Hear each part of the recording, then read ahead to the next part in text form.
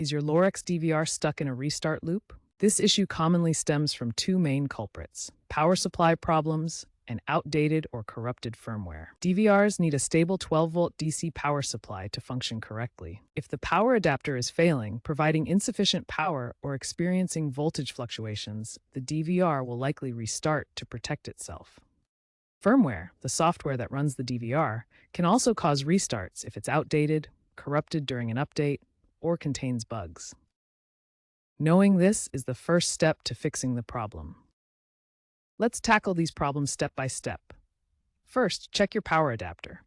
Ensure it's the original Lorex adapter or a certified equivalent providing the correct voltage, 12-volt DC and amperage, typically 2 to 3S. Use a multimeter to test the voltage output. It should be between 11.5 volts and 12.5 volts. Replace the adapter if it's faulty. Next, update the DVR's firmware. Check the Lorex website or app for the latest version compatible with your model. Use a USB drive or the Lorex cloud platform to perform the update, following the instructions carefully to avoid interrupting the process. If problems persist, consider a safe boot.